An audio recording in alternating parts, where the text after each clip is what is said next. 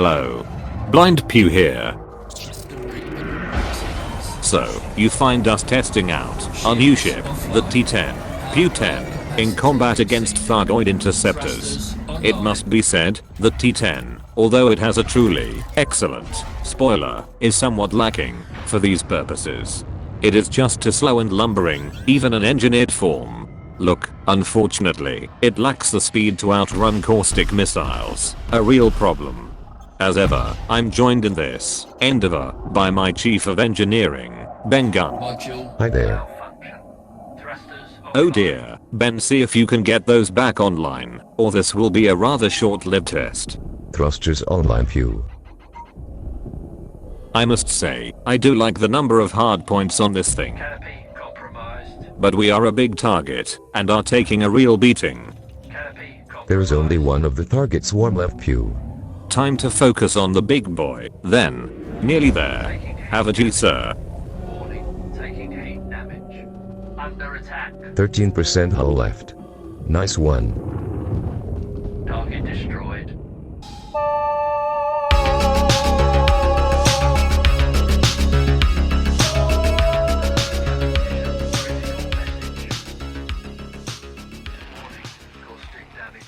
Oh, you are kidding me. I was sure we were outside the caustic cloud.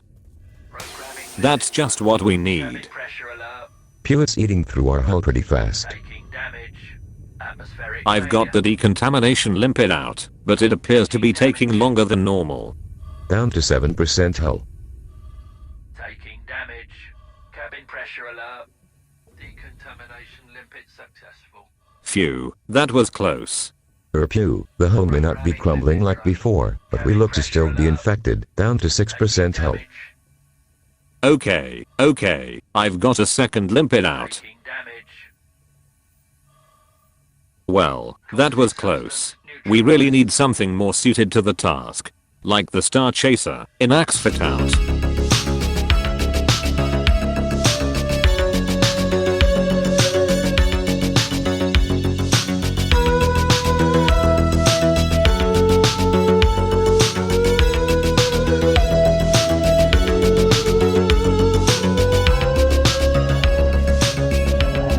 Okay, I agree. It's a pretty pathetic attempt. Target shields offline. But it's our first try in an Anaconda. And I'm trying an alternative control method for fine control. Gotta love the 4 Gauss cannons.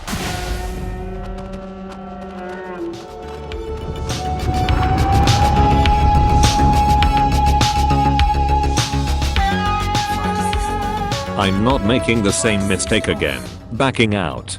I reckon with some experience the Arks Star Chaser will be pretty good at this. As it is, we took another beating.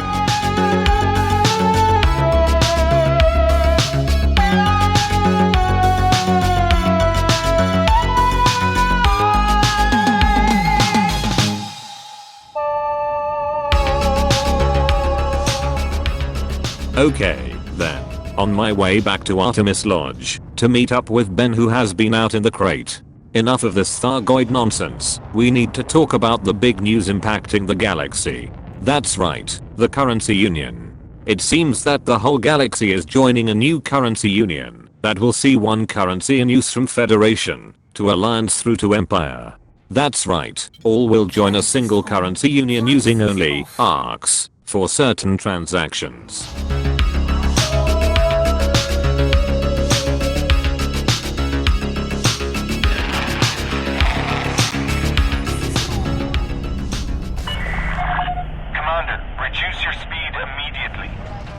As usual, with these complex financial transactions, there appears to be a shadowy organization behind it.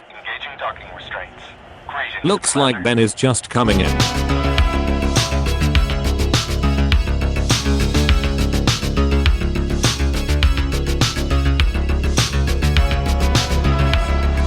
So, as I was saying, some shadowy organization has persuaded the powers that be to introduce the new currency, Arks, which will be the common galactic currency for certain transactions. As usual, there are fears this will be to the detriment of the common citizen, but to the benefit of the shadowy organization. Let's investigate more. So this currency union will only be used for ship packs, cockpit customization, decals, paint jobs, ship kits, nameplates, detailing and cockpit voice. One clear benefit of this new system is the ability to preview ship paint jobs, although, if you are like me, it probably took you ages to realize that in order to do so, you needed to bind a whole new, specific set of controls to your ship control system. Nevertheless, this lets you take a really good look before committing to a purchase, which was hard before, especially with large ships. Liking that red crate paint job. Oh, do I own that funky blue one already? I never knew. How festive. And, it seems, a further benefit is that you can preview, or even purchase, items relating to other ship models, even if you are not in that ship currently. I'm checking out the Anaconda here. Anaconda on gold, unexpected, French gold, or perhaps Anaconda door. I like it. Anyhow, what I wanted to get onto was this. See how I have 210 Arks. This was from just a couple of days activity. It is said that commanders can earn up to 400 Arks a week free and gratis. But, what if we want more? Well, let's see, shall we? Buy more Arks. As a cheapskate, I'm inclined towards the cheapest one, but as I want to test out the bonus, let's go for this 16,800 Arks with 900 bonus Arks. So 17,700 Arks, by my calculation. And, taking into account the 210 Arks I already had, that is exactly what I got. Sterling. So, what to spend all these Arks on? Engine coloring in teal. That's teal, I think. Lovely. By my calculations, every Ark is worth about 0.06 old earth pence, or 0.08 old earth cents. So this cost £1.30 or $1.75. However, enough of this. We have work to do.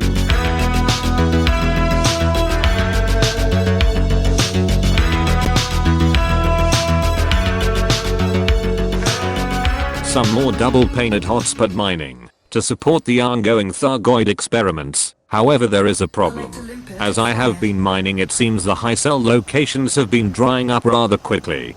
I don't know if this spells the end of the Painite mining boom or not, but I have almost a full 512 tons from mining out here in the Pleiades, and it looks like there is now nowhere to sell out here. For this reason, I've temporarily found safe haven at the Endris and fitted a fuel scoop. Looks like I have no choice but to ferry this stuff back to the bubble. A rather risky endeavor in this vessel.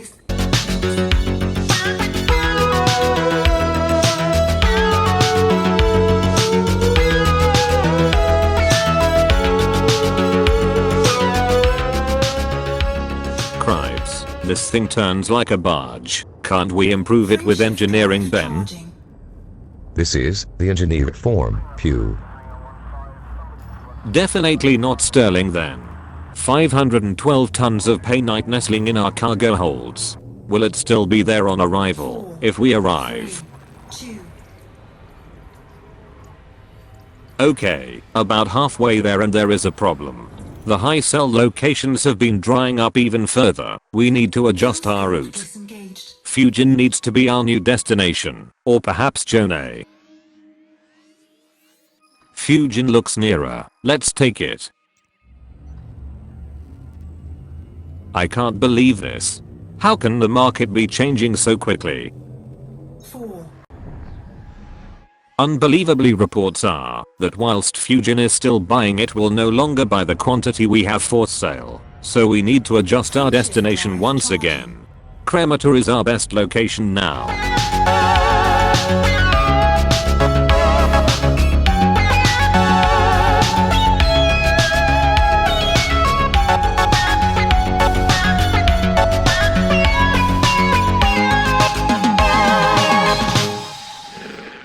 Almost 400 million. That will do. You know, Ben, if this is not the bottom falling out of the Painite mining industry, I may actually have to consider moving my mining vessel out of the Pleiades and back into the bubble. But for now, Ben, request a ship transfer. I want to head out to Jameson Memorial in the Shinrata Desra system. I understand the shadowy financial consortium behind the new Arks currency union is operating out of there, and we need to investigate further. I don't fancy flying this space cow over there. Pew, really? You figured Super Cruise Assist now? How much of a noob are you? Not a noob at all, Ben. I like to call this the Fuji Assist module. It allows us to have a fine cup of that tea, rather than focus on steering the ship. I don't like tea. Preposterous. DeLacy, Papa Echo Whiskey. Thank you for choosing our station, Commander. We hope you find everything to your liking. Pew, reports are that there is some sort of celebration going on at Jameson Memorial here. They have some sort of visiting celebrity. We'll just slip in unnoticed then.